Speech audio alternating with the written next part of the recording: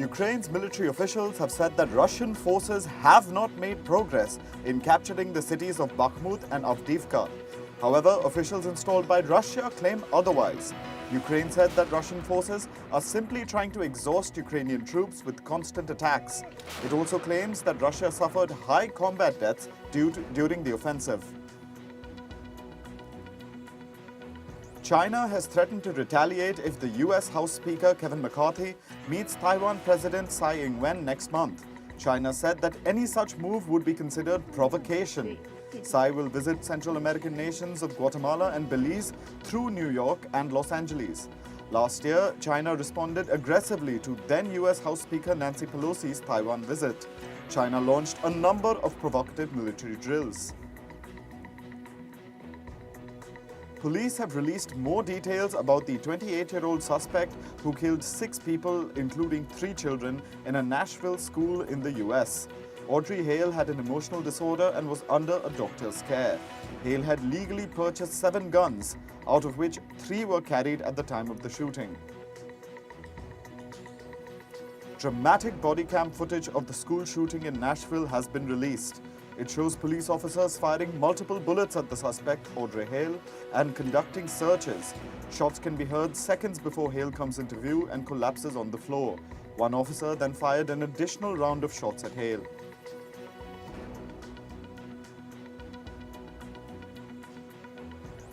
Dozens of migrants have died after a fire broke out at a migrant detention center in the city of Mexico. The migrants were from Central and South America. According to the Mexican president, the fire broke out after migrants set fire to the mattresses. This was apparently done in protest after migrants discovered that they would be deported. Pro-migrant activists gathered outside the center, asking authorities to act and deliver justice. Israeli Prime Minister Benjamin Netanyahu has dismissed US President Joe Biden's call to walk away from the proposed judicial overhaul. Netanyahu said, and I quote, "Israel is a sovereign country which makes its decisions by the will of its people and not based on pressures from abroad, including from the best friends." The White House had initially suggested Netanyahu seek a compromise. The proposal has been suspended after massive protests.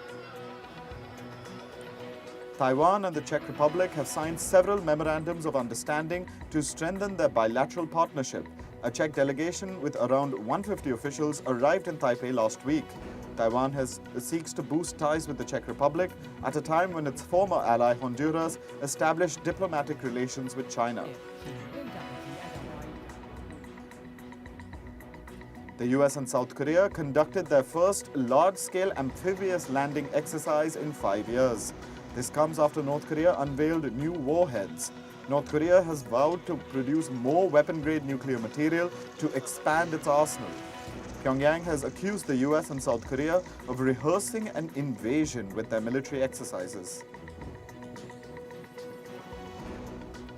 Paris continues to face protests against pension reforms. In the latest, protesters threw projectiles at the police. In turn, police officials fired tear gas at protesters. This comes after the government rejected unions' demands to suspend and rethink the proposal. Under the pension reform bill, the retirement age will be changed from 62 years to 64 years. Millions of people have been protesting since mid-January. British Prime Minister Rishi Sunak has defended his plans to detain children arriving in the UK on small boats. Sunak said, and I quote, "It's important that we don't inadvertently create a policy that incentivizes people to bring children who wouldn't otherwise come here." According to Sunak's new illegal migration bill, migrants will be detained in the UK. They will be sent back to their home countries within a few weeks.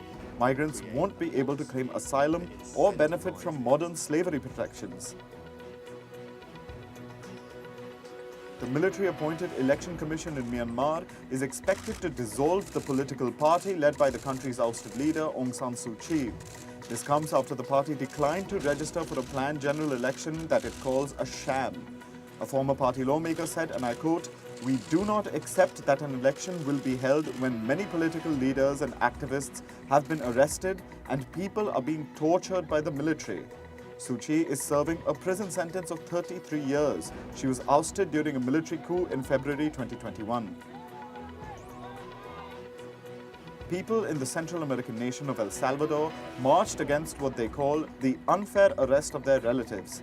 A year ago, the country's president announced a state of emergency as a strategy to combat gun violence. The strategy includes arrest without warrant. Protesters also demanded an end to the state of emergency. Close to 2% of the country's population has been detained under the new rules. China's commercial capital, Shanghai, saw its population fall in 2022 for the first time in 5 years. This comes after authorities imposed draconian COVID-19 lockdowns. Last year, Shanghai had 24.76 million people. In 2021, the population was 24.89 million. Around 60% of the people living in Shanghai say they want just one child or none at all. The Prime Minister of Vanuatu has called upon world leaders to act quickly against climate change to avoid the apocalypse. Vanuatu filed a resolution at the United Nations General Assembly. It seeks the opinion of the International Court of Justice on the climate obligation of other countries. Many countries have pledged to reduce greenhouse gas emissions under the Paris Agreement. However, the pledges are not binding. A UNICEF report has found that children in Thailand are at high risk from climate change. The primary climate hazards affecting them include floods, droughts, and high temperatures. It can cause water contamination, the spread of diseases, and food insecurity. Those living in the northeastern and southern provinces face the highest risk.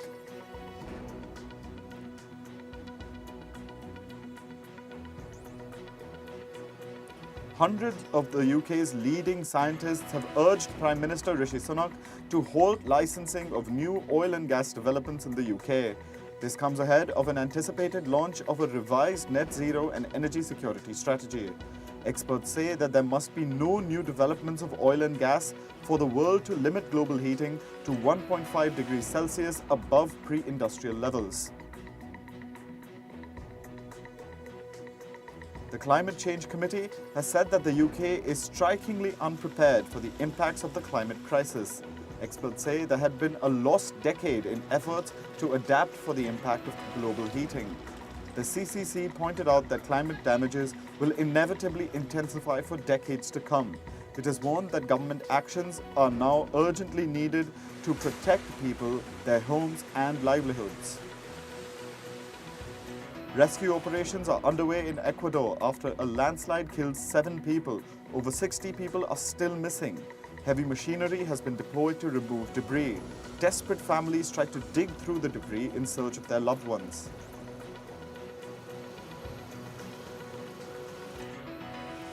A group of indigenous eco-warriors in Brazil are in the process of planting Brazilian pine trees. The process is painstaking, but the groups are trying to save the critically endangered species and their way of life.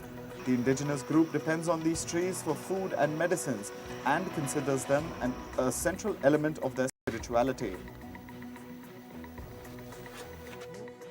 5 Komodo dragon hatchlings were born at a zoo in southern Spain.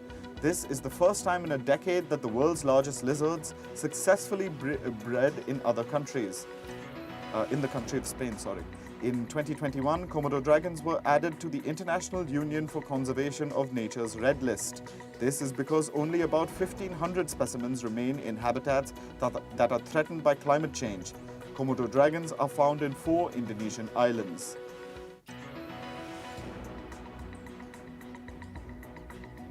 The first congressional hearing into the sudden collapse of 2 regional US lenders and the ensuing chaos in markets is underway in the US.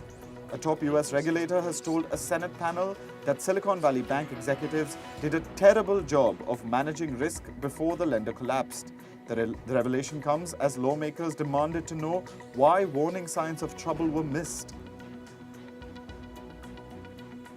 Top Bank of England officials have said that the central bank was on high alert amid global turmoil in the banking sector. They also added that Britain was not experiencing stress linked to the demise of Silicon Valley Bank and Credit Suisse.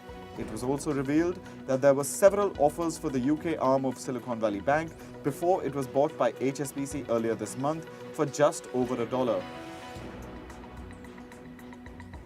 Traders are pulling billions of dollars from Binance as problems plaguing the world's largest crypto exchange continue to mount. The US Commodity Futures Trading Commission sued Binance on Monday. The watchdog is alleging that the exchange operated illegally in the US and violated rules designed to prevent illicit financial activity. US authorities have charged FTX founder Sam Bankman-Fried with directing $40 million in bribes to one or more Chinese officials. He allegedly made these payments in order to unfreeze assets relating to his cryptocurrency business. FTX filed for bankruptcy on November 11th when it ran out of money after the equivalent of a bank run on the global cryptocurrency exchange.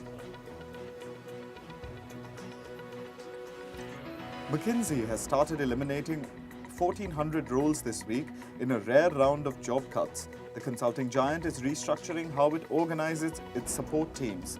McKinsey has seen rapid growth in its headcount over the past decade. The move includes workforce reductions and moving people into other roles.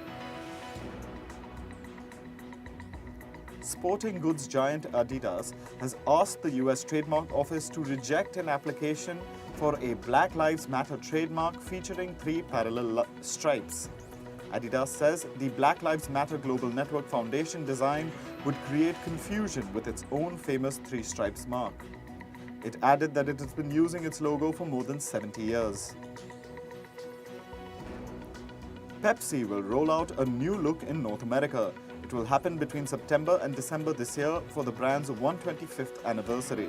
The new logo will be rolled out globally in 2024.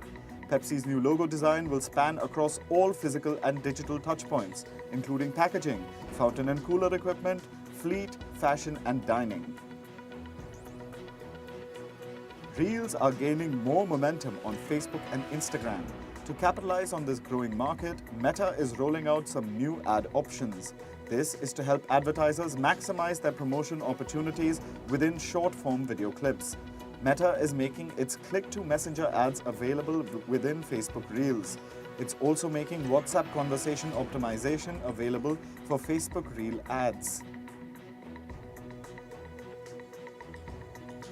According to a new report, the rise of artificial intelligence could put 300 million jobs at risk. The report predicts significant disruption to the labor market. It notes that 2/3 of the jobs in the US and Europe could be automated to a certain extent.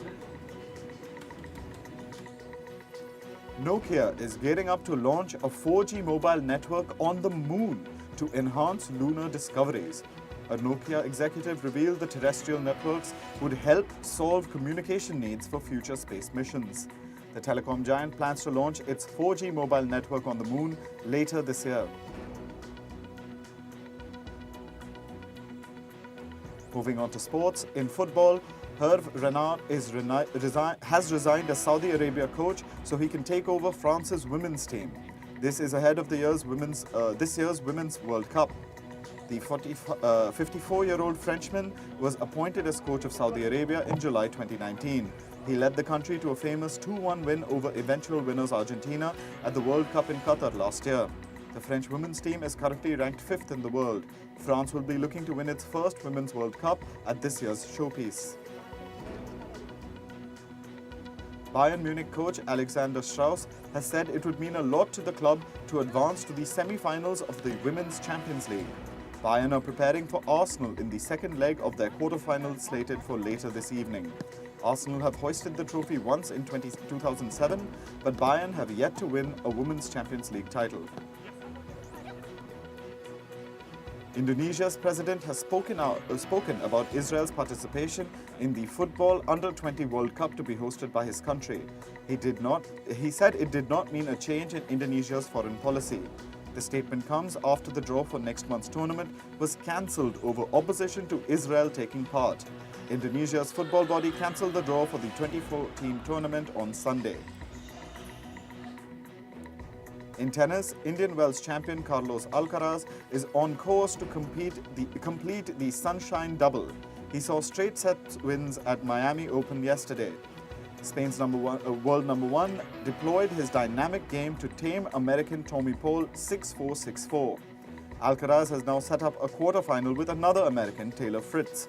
Fritz eased past Denmark's Holger Rune 6-3, 6-4 earlier in the day. In cricket, England Test captain Ben Stokes will be playing as a specialist batter for Chennai Super Kings in the early part of the 2023 Indian Premier League. Stokes has been suffering from a knee injury, which had earlier put doubts over whether he will be able to take part in the league this season at all. CSK coach Michael Hussey has said that the franchise is working closely with the England and Wales Cricket Board on keeping an eye on Stokes' fitness.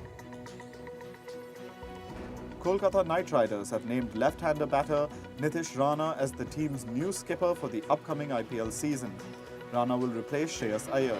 Iyer is likely to undergo back surgery and is in danger of missing the entire season. Rana has played 74 matches for KKR, scoring 1,744 runs at a strike rate of 135. Indian football sensation Sunil Chhetri has scored his 85th international goal. With the goal, Chhetri has overtaken Hungary's Ferenc Puskás as the fifth highest goal scorer in the history of football. Chhetri is overall third in the list of active footballers with the most international goals, behind only Portugal's Cristiano Ronaldo and Argentina's Lionel Messi.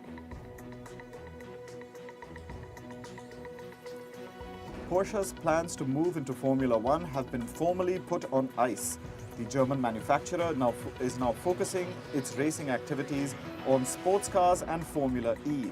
According to media reports, Porsche has now decided against pursuing options in Grand Prix racing. The decision has been made after it came very close to a deal with Red Bull last year. International Olympic Committee President Thomas Bach has defended plans to get Russian and Belarusian athletes back into competitions as neutrals. Bach said their participation works despite the ongoing war in Ukraine. The IOC sanctioned Russia and Belarus after the February 2022 invasion of Ukraine. However, it is now eager to see athletes come back across all sports and have a chance to qualify for the Paris 2024 Olympics. The foreseeable future. The president of the Russian Olympic Committee has opposed any notion of Russian and Belarusian athletes competing as neutrals.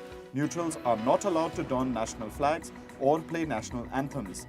The ROC president also denounced additional anti-doping procedures imposed on Russian competitors.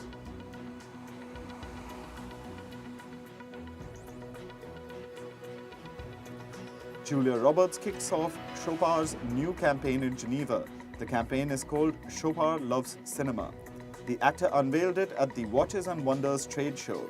Roberts also launched Chopard's program to use recycled steel. Roberts joined the luxury firm as its global ambassador earlier this month. She's the face of the brand's 12-part digital campaign. Priyanka Chopra Jonas is now a member of Academy of Motion Picture Arts and Science. The Indian actor is serving on the executive committee of the Actors Branch. Eligibility for selection is based on Oscar nomination. Priyanka Chopra Jonas starred in the Oscar-nominated feature The White Tiger. Actor Zendaya is set to receive the CinemaCon Star of the Year award. She will receive it at the Big Screen Achievement Awards at CinemaCon 2023. The convention will take place at the Caesars Palace Hotel in Las Vegas between 24th and 27th April. The Emmy Award-winning actor will next be seen in Challengers, releasing in September. The Cannes Film Festival has renewed its partnership with TikTok. The partnership covers the festival's short film competition. This marks the second year of their collaboration. This renewal comes amid debates over TikTok's privacy and data security record. France recently banned the app on government-issued devices. The Back to the Future musical will hit the road for a tour of North America. It will open at the Playhouse Square in Cleveland in June 2024. The musical officially opened in London on September 13, 2021. It won the Olivier Award for Best New Musical in 2022. Drama series House of the Dragon Season 2 will only have 8 episodes. It's shorter than the 10-episode first season. Production for Season 2 is set to begin in the UK for a 2024 premiere. The development is part of a long-term plan as HBO greenlights a third season. American sitcom Curb Your Enthusiasm could be ending after 12 seasons. Two show producers hinted at wrapping up the series on social media. One tweeted, "Shooting the last scene of the last episode of the final season." Another also hinted that March 27th could have been the last day of the shoot. Director Quentin Tarantino is set to get his own biographical comic. Publisher Titan Comics is creating the graphic novel Quentin by Tarantino. This development comes amid speculations that Tarantino may be directing his final film. The graphic novel will be released on the 17th of October. It's already available for pre-order. Lollapalooza Brazil offers refunds after Drake bails out as headliner. The rapper was supposed to close the 3-day event. Drake couldn't perform, citing unforeseen circumstances. DJ Skrillex took over his slot. Lollapalooza is now giving a variety of ticketing alternatives and refund options till the 5th of April. British presenter and comedian Paul O'Grady has died at the age of 67. The news was confirmed by his partner Andre Portasio. He said that O'Grady died unexpectedly but peacefully on Tuesday evening. O'Grady was fondly known for his drag queen persona Lily Savage. He was recently on tour playing Miss Hannigan for the musical Annie.